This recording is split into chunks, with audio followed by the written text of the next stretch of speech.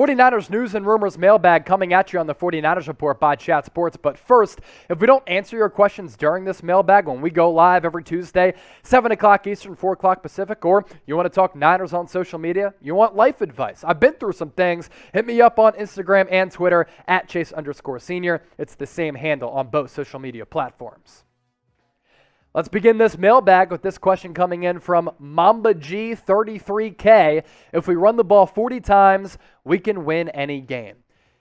Yeah, it's easy to say that, but it's not all predicated on that, right? I mean, when defenses start to stack the box, when they prepare for the run, and the run game doesn't work out, it would be malpractice to just continue to try to run the football down the throats of teams who don't allow you to run the football down their throats because they prepare as such. So it all sounds good to run the ball 40 times, especially when, during that winning streak, you're running the ball with great success. But other teams have tabs on the Niners. They know that in Kyle Shanahan's offense, they want to run the football to be successful, to set the foundation for everything else offensively. So I think they can establish the run against Cincinnati. Cincinnati has shown weaknesses against the ground game, but it's not as easy as saying, hey, just run the ball 40 times. Steven with another question. Should we have traded for Matthew Stafford? No. I honestly don't think there's a huge gap between Matthew Stafford and Jimmy Garoppolo. I don't know if that's a hot take or not, but I don't think there's a massive gap between Matthew Stafford and Jimmy Garoppolo. Of course, Matthew Stafford is the more gifted thrower of the football. He has one of the strongest arms in the NFL. He throws one of the prettiest balls. But look, Matthew Stafford has never won a playoff game. Jimmy Garoppolo has. He helped lead the 49ers to a Super Bowl. In big games, Matthew Stafford has come up short, and Jimmy Garoppolo has been better in some of those big games. And Matthew Stafford this year has really choked under pressure. So given what you're paying him, I wouldn't have taken Matthew Stafford over Jimmy Garoppolo. Next up, $50 Super Chat from Shaylah. If Kyle keeps using Deebo as a back and a receiver, wouldn't that just keep injuring Deebo more consecutive? Shotty number one. Now, I do have to do some of these shotguns. I'm going to do them after this mailbag because if I have to do 3 consecutive beer shotguns, I might not be able to answer some of these questions. So we just had 3 $50 Super Chats on our live show come in from Shaylah. Shaylah, really appreciate the $50 supers. You hit me up on Twitter and said, I'll send you 3 consecutive $50 supers if you do 3 consecutive shotguns.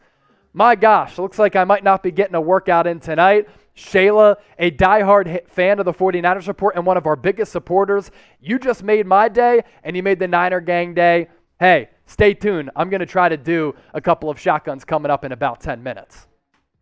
Cory B. Nick Bosa, does he win Comeback Player of the Year? We already got the beers coming in from producer Coop. Shaylah, thank you for the $50 supers. For those of you watching after the fact, you missed the show. Cory B, can Nick Bosa win Comeback Player of the Year? I think he can. I really do think he can. And is there another player other than Nick Bosa and Dak Prescott who have really earned themselves the potential rewards of winning Comeback Player of the Year? I mean, Nick Bosa has 12 sacks in 12 games. He's top 5 in tackles for loss, sacks. He's been one of the most dominant defenders in the NFL, coming off a torn ACL, and came back early from that torn ACL. If that's not Comeback Player of the Year status, I don't know what is. So, Cory B, I think you have a point. Who will win Comeback Player of the Year? Let me know right now. Drop me some names in the comment section. If you think it should be Nick Bosa, let me know and show Bosa some love. A $20 Super Chat coming in from Aaron Foster. I wore my Deebo jersey the first 6 games. I ditched it for my Black Niners long tee after we lost 4 in a row. After Sunday's loss, I am thinking of going back to the Deebo jersey. What do I do here, Chase? I can't see the last part of that question. Producer Marshall's in my ear. What is it? I'm in a quandary. So, Aaron, you're superstitious. I'm actually superstitious as well. So when the Niners were on that 4-game losing streak, I had worn my Niners coaching polo that you see me rock a lot for all 4 of those losses. I had to ditch it, and the Niners ended up winning 4 of 5 games. So I feel you there. What do? I think you can go back to the gear that you were wearing, even if you wore it during that losing streak because they ended up going on that winning streak. I'm superstitious like you. Maybe that's the baseball player in me. Aaron, I feel you. But does it matter at the end of the day? I'm not sure. Sometimes it just makes us feel better. So go back to the gear and just rock the Niner gang at the end of the day. Shaylah, if Kyle keeps using Deebo as a back and receiver, wouldn't that just keep injuring Deebo more consecutively? I'm sorry I didn't answer that question. I was just getting mentally prepared for trying to do 3 shotguns. Shaylah, so I knew that this was going to come up at some point. I kind of take this thought and this kind of point of view. Deebo Samuel is a really special wide receiver. Most importantly, he's just an overall special player. He's one of the most well-rounded and all-around players on the offensive side of the football in the NFL. And I kind of take the thought process of just put the ball in the hands of your best players and watch them do work. And for Deebo Samuel, he produced really well as a wide receiver. I mean, he's really been battling with Cooper Kupp for the most wide receiving yards in the NFL. But then Kyle Shanahan had made an adjustment, and he realized, man, Deebo Samuel is the Yak King. How about we try him out at running back? We've had a bunch of success with him in the past in a short sample size as a running back, especially with some jet sweeps coming through the formation as a wide receiver, and he picks up massive chunks of yardage no matter what he's playing, what position. So I kind of take the stance of just put the ball in the hands of your best playmakers. Now, as a running back, do you get more banged up? There's no question about it. But this was a soft tissue injury that could have happened to Deebo if he was running a route, if he was trying to make a play happen after he caught the football, or if he carried the football. It happened to happen on a carry. I don't think that's a reason why Deebo Samuel got injured, though, and I just think that he's such a special player that you just want to lean on him when you need to. And how many times this year has he bailed this offense out? IFR Drees, should we be concerned about the lack of Trey Lance snaps? Potentially Shanahan hiding a lack of talent for Trey Lance. Hopefully not a bust.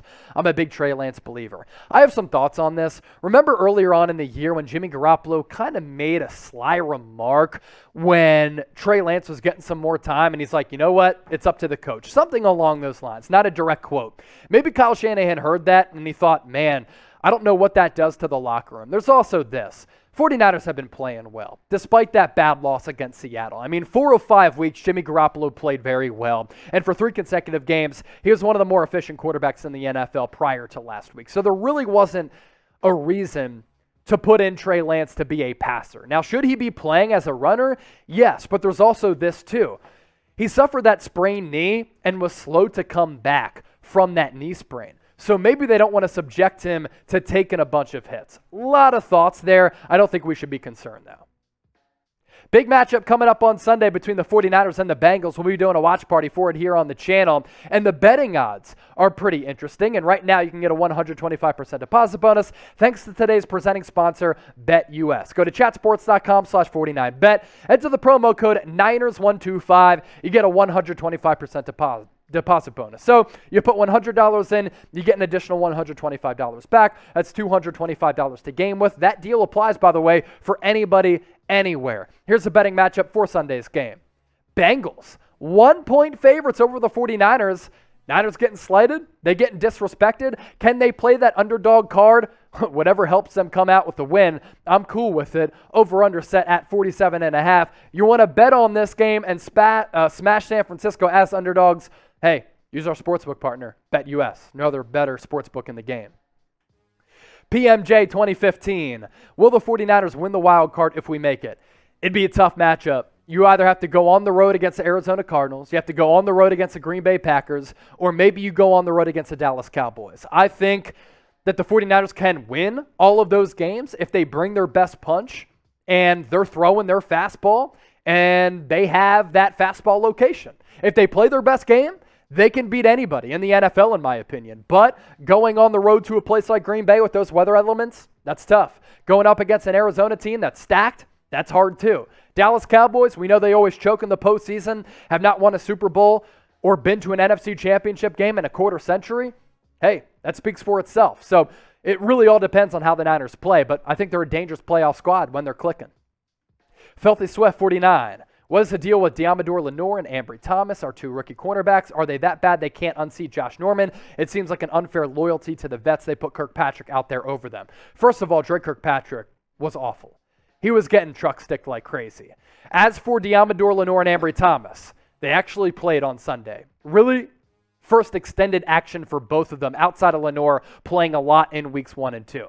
Didn't play basically at all on the defensive side of the football after weeks 1 and 2. Had to play last week because of that injury to Emmanuel Moseley, and he's going to be out for the next couple of weeks. So Norman, Thomas, Lenoir, they're all going to play on Sunday. We'll see how they fare against the secondary. It's way too early to call these guys busts.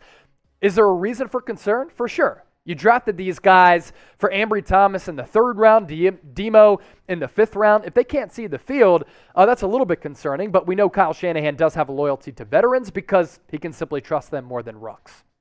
Bow Tie Chaplain, do you think Kyle Shanahan's play calling contributed to their loss in Seattle? Seems like we could have done a jet sweep on the goal line in the 4th. Yeah, but you didn't have Deebo Samuel. Do you want to run Brandon Ayuk on a jet sweep? Try to get him out to the perimeter. Try to help him get the pylon. Maybe. I didn't hate running the football on, I believe, 1st down. I didn't like running it on second down. That 3rd down call, I didn't hate it. I thought Trent Sherfield should have been given the benefit of the doubt, and there should have been a pass interference call. Trent Sherfield was open on Jimmy Garoppolo's last pass on 4th down, but the ball got batted down by Carlos Dunlap. I didn't hate the play calling. The only thing I would have changed is changing up maybe one of those runs on, I believe, 1st or 2nd down.